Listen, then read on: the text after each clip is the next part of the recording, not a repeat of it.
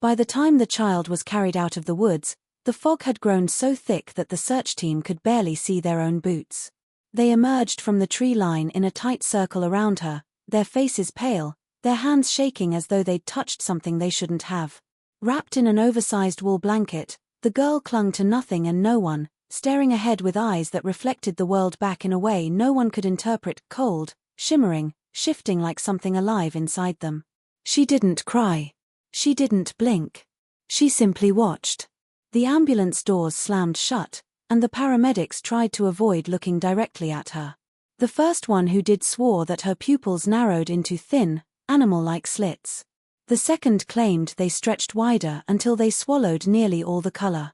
But each time they tried to confirm it under the harsh cabin lights of the emergency room, her eyes appeared perfectly round again, as if mocking every attempt to understand her. No one knew where she had come from. She had been found sitting alone inside an abandoned cabin so deep in the Tennessee backwoods that even locals had forgotten the path. The place had been boarded shut from the outside. Dust covered the floors, yet a half-burned candle was still warm when the rescuers arrived. And in the corner, scratched into the rotting wooden wall, someone had carved a single sentence over and over again: "Don't look into her eyes." Doctors gathered around her bed that night, baffled by the way her gaze seemed to follow them even when her chin didn't move. Some felt a pressure behind their own eyes when she stared too long, like something pushing from the inside. Others reported hearing faint sounds, soft rustling, a low hum, a whisper carried from deep in the woods whenever she opened her eyes. She wouldn't say her name. She wouldn't say who her parents were. But every now and then, she'd tilt her head toward the dark window, as though listening to something moving between the trees. And each time she did, the forest outside seemed to lean closer, as if it recognized her, and wanted her back. The moment the hunter stepped into the woods that morning, he felt something was wrong. He had walked these trails in rural Tennessee since he was a boy, memorizing every bend of the river, every crooked birch, every hollow log that animals used for shelter. Yet on that fog-soaked dawn, the forest felt unfamiliar, as if someone had rearranged the trees overnight. The silence pressed against his ears, not peaceful, but expectant. Even the birds refused to call. Only the crunch of his boots broke the quiet as he followed the faint trail of a deer he'd been tracking. But the deeper he walked, the more he sensed he wasn't alone. The air carried a strange hum, low and constant, too steady to be the wind. He kept telling himself it was nothing, just the forest waking up, but the feeling clung to him like damp clothing. Then he noticed something he had never seen before, the outline of a structure between the trees, half hidden behind overgrown vines and the limp gray branches of dying pines. He stopped, his breath catching. There shouldn't have been any buildings out here. The nearest property line was miles away, and this land had always been described as untouched. He moved closer, stepping carefully, his instincts tightening with every foot forward. The cabin looked ancient, as if it had been abandoned for decades, windows boarded, roof sagging, the wood darkened by years of rain and rot. But a faint trail of smoke rose from its crooked chimney, thin but unmistakably fresh. Someone was inside. At first, he considered turning back. A place like this, unmapped, unmentioned, and hidden so deep, could only mean trouble. But something else caught his attention, a sound drifting through the cracks in the door. Soft humming. A child's voice. The melody was slow and strangely calm, but it didn't fit the place at all. It floated through the air like it didn't belong to any human throat. The hunter's pulse quickened. He called out, asking if anyone needed help, but the humming didn't stop. It only shifted notes, as if responding to his presence. With a heavy breath, he pushed the door open. The hinges groaned, releasing a stale, cold draft that smelled like damp earth and something older, almost metallic. Inside, the cabin was nearly bare, no furniture except a broken chair, no signs of a family living there, not even dust on the floorboards where someone had recently walked. Yet in the corner, illuminated by a thin beam of light slipping through the roof, sat a young girl with tangled hair and bare feet. She didn't look up when the hunter entered. She just kept humming, her voice echoing off the empty walls. And as the hunter stepped closer, his skin prickled with a fear he couldn't explain, because something in the stillness told him she hadn't been waiting for help. She had been waiting for someone to find her. When the authorities arrived at the cabin and the girl was gently brought into the light, the first thing everyone noticed were her eyes. They were not the eyes of a frightened child, nor the dull, lifeless stare of someone traumatized. They were something else entirely, alive in a way that made every adult around her shift uncomfortably. At first glance, they seemed normal, but the longer one looked, the more wrong they appeared. Her pupils weren't perfectly round, they seemed to narrow and widen as if reacting to things no one else could see. Her irises were a pale, unsettling shade, not quite blue, not quite grey, shifting slightly with every change in the light. It wasn't the color that disturbed people most, it was the movement. Her eyes seemed to shimmer, almost pulse, like there was something behind them pushing forward. Doctors gathered around her in the cramped emergency room, each taking turns shining lights into her eyes, whispering to each other, scribbling confused notes. They expected a reaction, a flinch, anything resembling the discomfort most children felt during an exam. But she didn't blink. She didn't shy away. Instead, she stared directly into the light, as if absorbing it. One doctor swore her pupils contracted faster than humanly possible. Another insisted they expanded too far, swallowing almost the entire iris for a moment before narrowing again. Every test they tried contradicted the last. In low light, her eyes sharpened with clarity beyond explanation. Under bright light, they seemed to haze over, yet she could still track every movement in the room. The unease spread to more than just the medical staff. A police officer standing near the door felt a sudden pressure behind his own eyes, like an invisible hand pushing from the inside, just because she had glanced at him. A nurse avoided eye contact altogether, claiming that when she looked too long, she felt dizzy, as though the room shifted beneath her. Even the older attending physician, the one who had seen injuries, abnormalities, and rare conditions throughout his decades-long career, stepped back after a few minutes, quietly muttering that he had never seen anything like her gaze. The girl did not speak. She did not cry. She simply watched everyone with those uncanny eyes, silently studying them. There was intelligence there, sharp, unsettling intelligence, but also something else, something ancient, something that didn't belong in a child's face. When the doctors turned off the overhead lights, she tilted her head slightly, and for a moment, her irises seemed to glow faintly, as though reflecting a source of light no one else could see. In that moment, every person in the room realized the truth they didn't dare say aloud: whatever was inside those eyes didn't seem entirely human. When investigators began searching for information about the girl's origins, they assumed it would be a straightforward task. A missing child alert, a frantic parent, a family member rushing into the station, anything would have made sense. But no one came forward. No one recognized her. There were no recent reports of a child gone missing in the surrounding counties. It was as if she had appeared out of nowhere. The only clue they had was the location where she was found, that forgotten cabin deep in the Tennessee woods. Curious and uneasy, the officers decided to search the property records, thinking perhaps the cabin belonged to an old hunting family or someone who had moved away long ago. What they uncovered instead was a trail of records that didn't quite line up, as if someone had tried to erase an entire family from public memory. The deed for the land was ancient, over a century old, and the last known owners were a family with a surname that had long vanished from the area. No school records, no church records, no birth certificates. It was as though they had stopped interacting with civilization generations ago. A retired county historian recalled distant rumors passed through older folks, a family that lived deep in the woods, keeping to themselves, rarely seen, and always avoiding contact with the outside world. The details were vague, almost folkloric, the kind of stories elders tell children to keep them from wandering too far. But the more investigators dug, the more pieces began to align. Census documents showed multiple households on the property over the decades, but the names repeated: first cousins marrying first cousins, siblings recorded as distant relatives, and children whose parentage was unclear. It painted a disturbing picture of a lineage that had closed itself off so completely that the outside world eventually forgot they existed. The idea that the girl belonged to this family unsettled everyone involved. If the rumors were true, then she was the product of generations of isolation, generations of marriages within the same bloodline, generations of children raised without ever leaving the woods.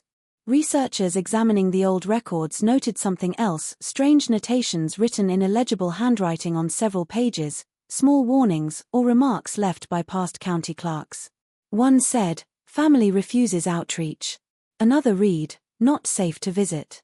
The final note, scrawled in a different ink, simply stated, "Do not proceed beyond the tree line." As investigators pieced together the truth, they understood that the cabin where the girl had been found wasn't just a home, it was the last remaining structure of a family that had intentionally vanished from society. And she was their silent, haunting legacy, a reminder of a lineage that should have ended long before she was ever born. When the girl was finally transferred to a larger medical facility for deeper evaluation, the team of specialists expected to uncover some rare genetic condition or neurological disorder that could explain her strange eyes and unsettling calmness. But every test they performed only deepened the mystery. The first ophthalmologist noticed that her pupils reacted to light in ways that contradicted established biology. When bright light struck them, instead of contracting uniformly, they shifted in erratic, almost patterned movements, like they were responding to something beyond physical stimulus. Under infrared light, her irises seemed to ripple, as though something beneath the surface was stirring. Yet her vision tests, meant to measure clarity and peripheral awareness, showed impossible results. She could read letters too small for any human eye to decipher, even from across the room, but then failed to identify large shapes when they were placed right in front of her. Another doctor tested her reaction time, dropping objects unexpectedly to see how quickly she responded. She always caught them, but never by moving her hands first. Her eyes moved an instant earlier, as if predicting the drop. Some of the staff began whispering that she wasn't reacting to the world but anticipating it, as though her senses were tuned to something just outside human perception. When neurologists ran brain scans, they found electrical patterns that didn't match typical child development. Her visual cortex lit up in jagged bursts, almost overactive, yet her emotional centers remained dim, eerily quiet for someone so young. The more they studied her, the more contradictions emerged. Her pupils dilated in complete darkness, but slowed when exposed to natural daylight. Her eyes remained dry for hours, yet she never blinked excessively. And whenever a doctor leaned in too close, they felt a subtle disorientation, like the air thickened for a moment, or the ground shifted beneath them. Some wrote it off as stress or imagination, but others refused to go near her a second time. As days passed, frustration grew among the medical staff. Routine machines malfunctioned when brought too close to her bed. Light meters flickered. Thermal cameras distorted her silhouette, showing odd halos of heat around her head. When they tried to photograph her eyes, the images came out blurred, as if the lens couldn't focus on them. One technician insisted the problem wasn't the camera but her gaze itself, claiming she felt a pulse of pressure against her skull when she tried to capture the image. Despite the countless tests, the doctors could not understand her eyes. They couldn't categorize them under any known condition or mutation. Every recorded detail clashed with the last, creating a medical puzzle that left even the most experienced specialists uneasy. The girl never reacted, never cried, never spoke. She simply watched each test calmly, her strange eyes reflecting the confusion of the adults around her while revealing nothing of what she saw or what she understood. When the specialists and investigators tried to question the girl about her past, they expected at least a hint of fear, confusion, or attachment, anything that would help them understand who she was or where she had come from. Instead, she remained silent. Not mute, not afraid, simply unwilling or unable to speak in any way they recognized. Whenever someone asked her a simple question, her name, her age, her parents' names, she stared at them with that unsettling composure, as if she didn't understand the format of human conversation. Yet she was clearly intelligent. Her eyes moved with purpose. She observed every detail, from the trembling of hands to the subtle flicker of fluorescent lights, as if cataloging information silently. But nothing of her past ever surfaced in words. The only time she broke her silence was when she began mimicking sounds from the forest. It started with the low hoot of an owl, perfect in pitch and tone, so precise that it unnerved the night nurse who heard it echo through the hallway. Later, during a routine exam, she produced the sharp crack of a breaking branch, causing a doctor to drop his clipboard in shock. She reproduced the rushing sound of wind through leaves, the distant echo of something moving between trees, the soft drip of water in a cave-like space. These sounds came out of her effortlessly, without expression, as though they were memories more natural to her than human speech. Doctors initially assumed she had spent years living among the woods, absorbing these sounds as her primary form of communication. But the variety and accuracy of the noises she imitated went far beyond what any child, isolated or not, should be able to produce. Some sounds were faint, distant, familiar yet unsettling, like the slow dragging of something heavy through wet soil. Others were subtle vibrations, low and resonant, that didn't match any known animal or natural phenomenon. When asked what these sounds meant, she simply repeated them, as if they were the only language she knew or trusted. Her silence frustrated the investigators. They tried showing her photographs of families, cabins, forest pathways, anything that might trigger recognition. She never reacted to faces, never pointed, never nodded. But when shown an image of a dense, shadowed part of the Tennessee woods, she tilted her head slightly and whispered a soft, rustling sound that resembled leaves shifting under cautious footsteps. It wasn't a response, it was a memory. A piece of the place she came from, slipping through her lips in the only way she knew how to express it. Over time, it became clear that her memories were not moments but echoes of the environment that had shaped her. She remembered the forest in sound, not in words. And whatever she had experienced there had bound itself to her so deeply that she could not speak of it, only recreate it, as though the language of humans had long been replaced by the language of the woods themselves. When the doctors finally decided to run DNA tests, they expected to confirm what they had already suspected, that the girl had some rare genetic disorder explaining her eyes and silence. But when the samples were sent to the lab, the results arrived with an urgency no one anticipated. The geneticist who first opened the report went pale, reading the numbers again and again as if they had to be wrong. The DNA didn't show a normal lineage or even a typical case of close relative breeding. What it revealed was something far more extreme, a pattern of genetic repetition so condensed and alarming that it defied medical explanation. Several generations of ancestry collapsed into one another, forming loops where parents, siblings, cousins, and grandparents shared nearly identical strands, the same mutations repeating over and over until her genetic code looked more like a closed circle than a family tree. What disturbed the specialists most was the impossible stability of it. Under ordinary circumstances, such extreme inbreeding would lead to severe deformities, fatal conditions, or non-viable birth. Yet she was alive, functioning, and physically intact. It was as if something in her biology had adapted to the impossible environment she was created in, as though the errors in her genes had found ways to correct themselves in patterns that no human genome should display. Her DNA showed markers that seemed ancient, like older genetic signatures resurfacing after being dormant for generations. One researcher compared the structure to something preserved, as if the family line had retreated inward so far that the genetic code had stopped changing entirely. The genetic anomalies didn't stop there. Several segments of her DNA had unknown classifications, structures no database could match. The system flagged them as errors, but when the lab tried to retest, the same mysterious sequences reappeared.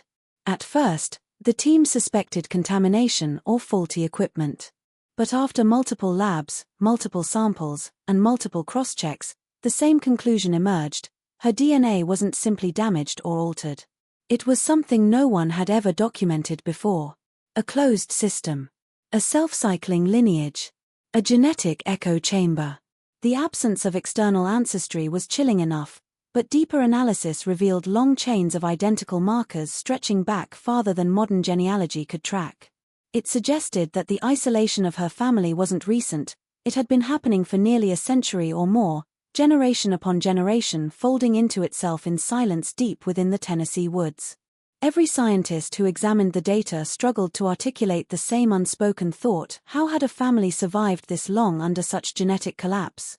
The final report avoided conclusions, offering only technical observations. But among the doctors and investigators, an unease took root. If the girl's DNA showed a lineage that defied biological limits, then her existence wasn't just improbable. It was something that shouldn't have been possible at all. When the team returned to the cabin days later, prepared to document the site and gather more evidence, They were met with a scene that left them unsettled and deeply confused.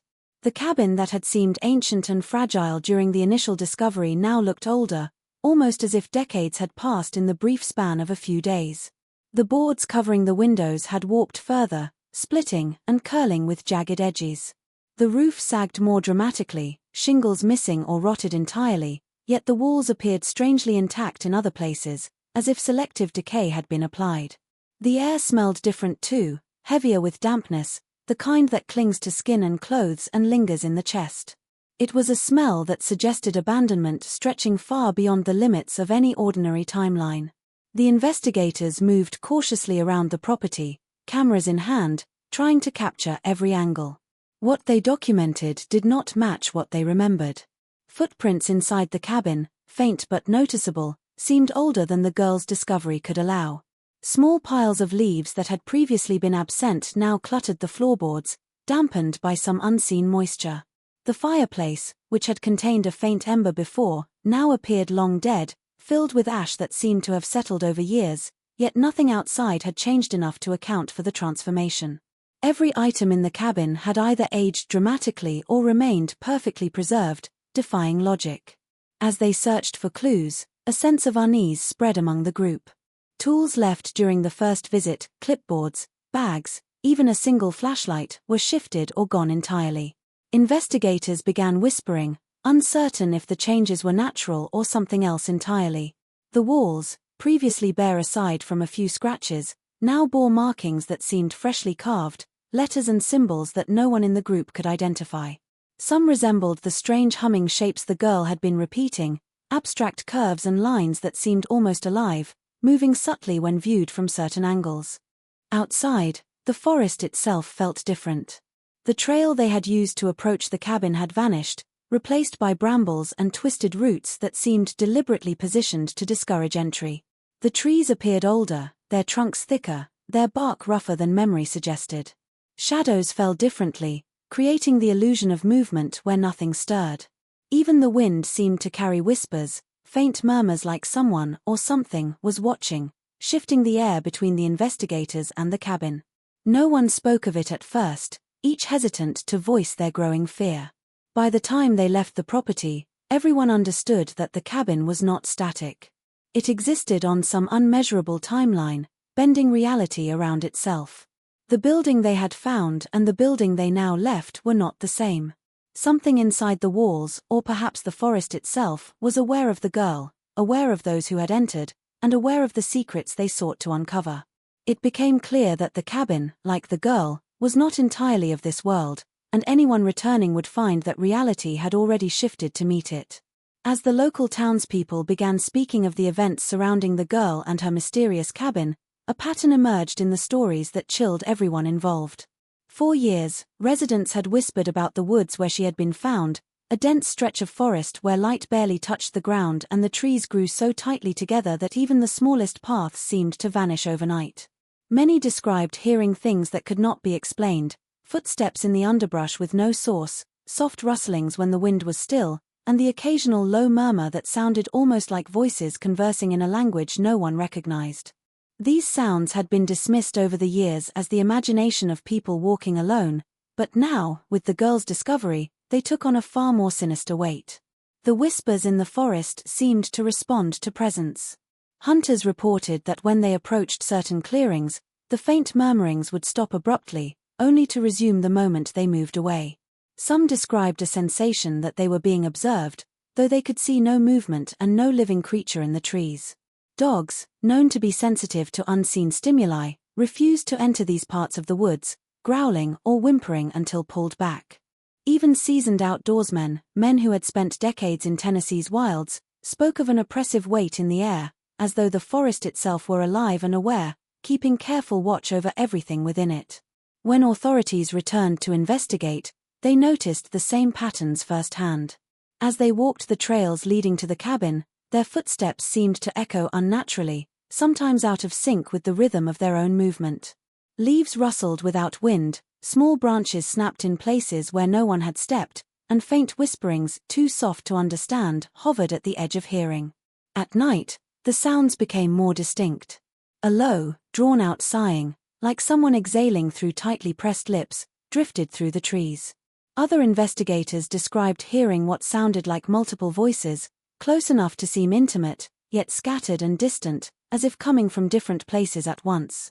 The girl herself seemed attuned to it all. Her attention would shift toward spots in the darkness that no one could see, tilting her head and listening intently, occasionally emitting faint sounds that mimicked the echoes around her. Locals spoke of similar experiences across decades, passing down stories of children wandering into the woods who never returned, of travelers hearing laughter or crying in places they should have been alone, and of eerie lights that appeared between the trunks at night. No one could explain why the sounds existed, or why the forest seemed to guard its secrets so carefully.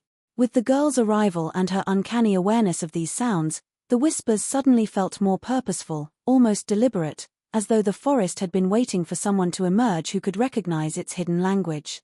It became clear that the woods were not just a backdrop for her isolation, they were an active, watching presence, a silent guardian of the mysteries that had unfolded there for generations.